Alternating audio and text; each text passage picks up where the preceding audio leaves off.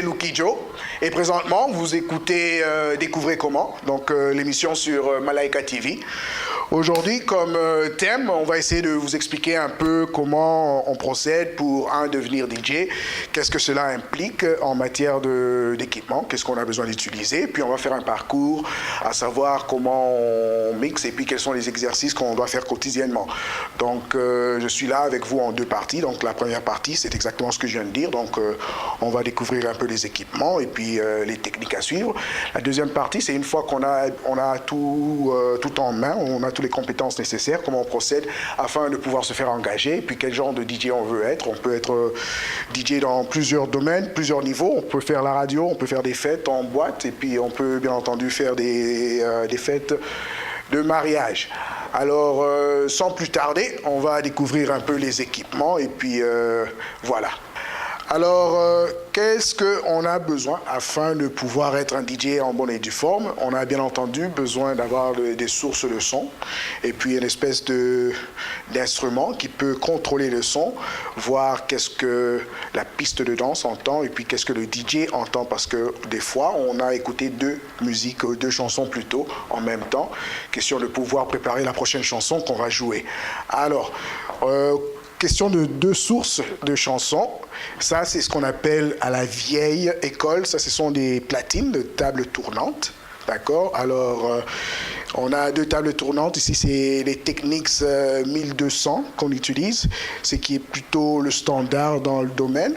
Mais comme j'ai mentionné tout à l'heure, ça, c'est la vieille école parce que la technologie avance et puis il y a d'autres équipements qui ont un peu remplacé les deux platines que j'ai là. Donc, avec les deux sources de son, on a un mixeur.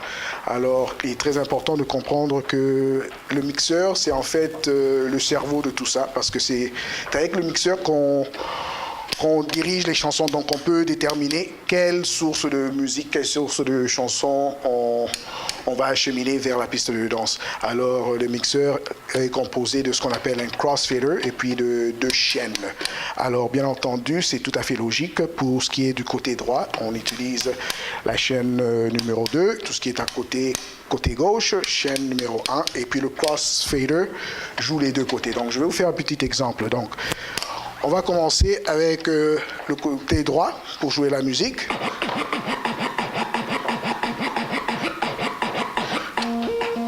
D'accord? Alors, ça, la piste entend ce qui joue ici. Alors, si on veut jouer ce qui joue à gauche, on bouge le crossfader à gauche et on entend ce source-là. Lorsqu'on baisse les deux, bien entendu, on n'entend plus de musique. Alors, c'est ça la fonction du mixeur. On a compris les deux sources de musique et ça, c'est vraiment la base. Alors, pour les platines, bien entendu, on a besoin de disques. On a besoin de disques et puis des aiguilles. Alors, avant, on utilisait des vinyles. D'accord? Ça, c'est la bonne vieille école, les vinyles. Maintenant, on utilise les vinyles numériques. Et je vais revenir à ce sujet un peu plus tard parce que ça va inclure la technologie. Donc, pour la bonne vieille école, c'était question d'avoir des platines vinyles, un mixeur et deux tables tournantes. La nouvelle école comprend plusieurs sortes de sources de musique. On a des CD players. Comme tout le monde comprend, on parle de compact disque, d'accord? Et puis, on a toujours besoin d'un mixeur, donc on peut avoir deux compact disques. Et avant ça, on avait même des cassette players, d'accord? Alors, maintenant, on a inclus les ordis. Avec la technologie des ordis, ce qui nous facilite les choses, c'est qu'avant, on était obligé d'amener centaines de vinyles. Et puis, vous pouvez vous imaginer dans une fête, se balader avec centaines de vinyles, ça devient assez lourd. Et donc, on était quand même assez limité. On était obligé de préparer une soirée à l'avance et de s'assurer d'amener des chansons qui couvrent un peu tout. Et souvent, ce qui arrivait, c'est qu'on se trouvait avec des requêtes où les gens nous demandaient des chansons et puis on n'avait pas nécessairement la chanson que les gens désiraient. Donc, on devait travailler un peu plus fort avant la danse. Donc, avec l'avenue des ordinateurs, ce qui nous permet maintenant, c'est d'apporter littéralement toute une bibliothèque mondiale à notre portée. Donc, on peut jouer n'importe quoi. Si on est dans une salle où ils ont des connexions Internet, donc on est vraiment, il n'y a pas de limite. On peut jouer des chansons du Bénin, du Congo, on peut jouer juste à peu près n'importe quoi. Donc, dans ce laptop-là, on a la musique du monde.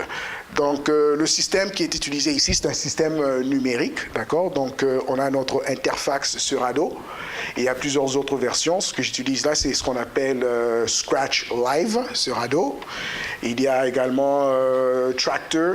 Donc, tout ce que ça fait, c'est que c'est une façon de pouvoir communiquer entre l'ordinateur et les platines numériques déjà ici. Donc, les platines sont déjà encodées et ça peut lire les signaux numériques qui nous sont envoyés par l'ordinateur. Alors, comme exemple, ici, moi, j'ai choisi une chanson et je la joue.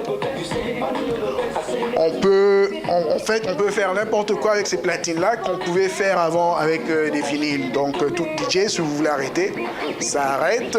Si vous voulez avancer, ça avance. Donc, il y a une bonne communication et c'est l'interaction est exactement comme on le faisait à la bonne vieille école. Alors, ça explique un peu la partie des équipements.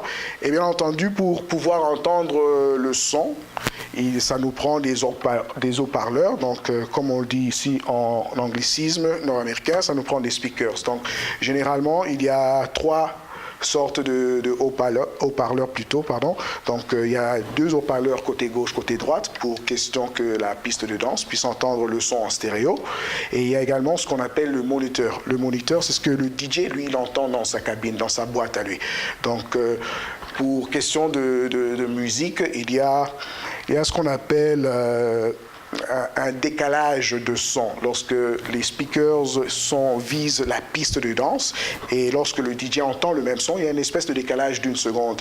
Et ce qui est très important lorsqu'on est en train de mixer, si on mixe avec le décalage, la piste de danse risque d'entendre une sorte de cacophonie. Alors c'est pour ça que c'est très important qu'on ait un moniteur dans la cabine de DJ pour qu'il puisse avoir le son en temps réel. Alors, 2 speakers pour la piste de danse et puis un moniteur pour le DJ. D'accord. Et pour compléter le tout, ça nous prend un casque d'écoute qu'on appelle également ici en anglais headset. Donc c'est ça qui nous permet d'écouter en toute tranquillité la prochaine chanson qu'on planifie. Donc c'est une espèce d'essayage quoi. On veut savoir un peu de quoi notre mixage aura l'air lorsqu'on va le jouer pour la piste de danse. Alors, très important.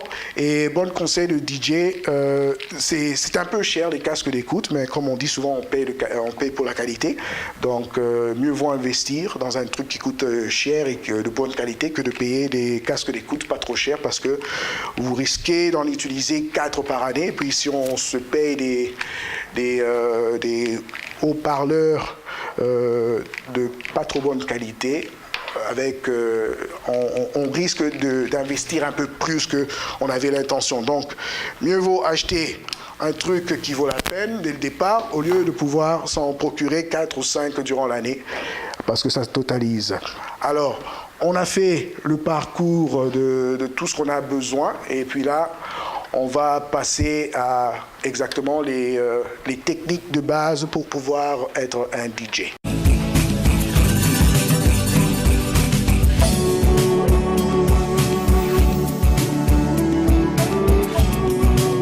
Que c'est par la pratique qu'on s'améliore, d'accord? Alors, tout bon DJ investit énormément de temps à se pratiquer. Donc, souvent, lorsqu'on voit un DJ dans une boîte, on a l'impression qu'il est en train d'improviser. Pas nécessairement, c'est qu'il y a beaucoup d'heures et de travail derrière ce qu'on peut apercevoir.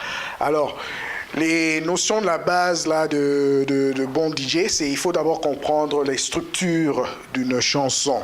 D'accord? Donc, on ne mixe pas une chanson n'importe où. Il faut d'abord comprendre qu'est-ce que cela comprend. Alors, la plupart de musique populaire, donc par ça, on parle du genre Michael Jackson, Madonna, David Guetta.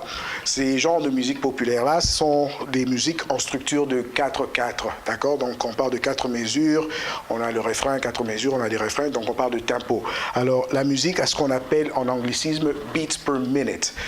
Moi, je dis ça beats par minute. Donc ça, c'est la rapidité d'une chanson. Alors, comme exemple, tous les chansons ne sont pas composées avec le même tempo. Alors, voilà un exemple de 100 beats per minute. Donc ça veut dire à chaque fois qu'il y a un son qui frappe, poum, boum, poum, boum, poum, boum, poum. Donc ça frappe combien de fois en 1 minute?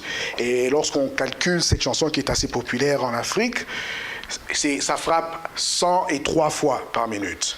Alors, pour pouvoir mixer une chanson, c'est là où on a besoin de pouvoir ajuster la rapidité d'une chanson afin de pouvoir la mixer.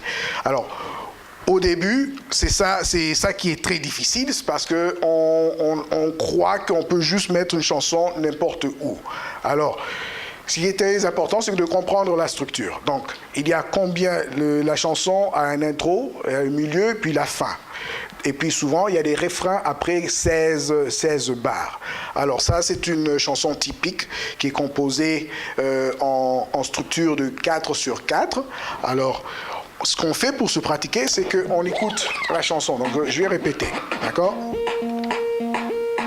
1, 2, 3, 4, 1, 2, 3, 4, 1, 2, 3, 4, 1, 2, 3, 4. Exemple parfait d'une structure de chanson. Alors, lorsqu'on veut mixer, on doit s'assurer qu'on frappe toujours sur le 1. C'est ce qu'on appelle le downbeat en anglais. C'est sur le 1. Et lorsqu'on frappe sur le 1, la prochaine chanson va pouvoir bien être équilibrée tant qu'on réussit à égaliser la rapidité. Alors, je vais vous donner un exemple de 2 chansons qui sont plus ou moins, la même vitesse, d'accord? Et puis, je vais vous montrer comment on mixe. Alors, pour question de droit d'auteur, je mentionne les artistes là. La première chanson que vous avez entendue, d'accord, c'est une chanson par P-Square, Do Me. Et puis la deuxième chanson, c'est une chanson populaire américaine. Usher, d'accord? Usher, question de vitesse, Usher, c'est 105 beats par minute. Je vais vous donner un exemple de ce qu'il ne faut pas faire. Donc là, on joue Do Me. 1, 2, 3, 4, 1, 2, 3, 4. Alors, un DJ qui ne connaît pas qu'est-ce qu'il fait, va faire ça. Et là, c'est une cacophonie totale. D'accord? Parce qu'il n'a pas compris la structure. Il faut toujours savoir commencer la chanson au one beat. Alors, ce qu'on fait souvent comme DJ, c'est que lorsqu'une chanson joue, on prend les casques d'écoute et on prépare la deuxième chanson plutôt. D'accord? Alors, voici ce que la piste de danse entend, c'est Do Me, Do Me. D'accord? Ce que le DJ lui entend, c'est cette chanson-là. Donc tout ça c'est ce qui se passe dans la casque d'écoute. D'accord? Pendant que Do Me joue, le DJ prépare l'autre chanson et essaie de trouver son downbeat. Pour Usher, ça c'est le downbeat. D'accord? Alors, lorsqu'on a trouvé notre downbeat, il faut maintenant s'assurer que la chanson a la même vitesse que celle qui joue. Donc, dans ce cas ici, comme je sais que Usher est plus rapide que P-Square, je vais essayer de ralentir soit Usher ou avancer Do Me. Et cela, on reprendra ça dans la deuxième portion de notre émission. Donc j'espère que ça a été assez instructif et puis on se reverra.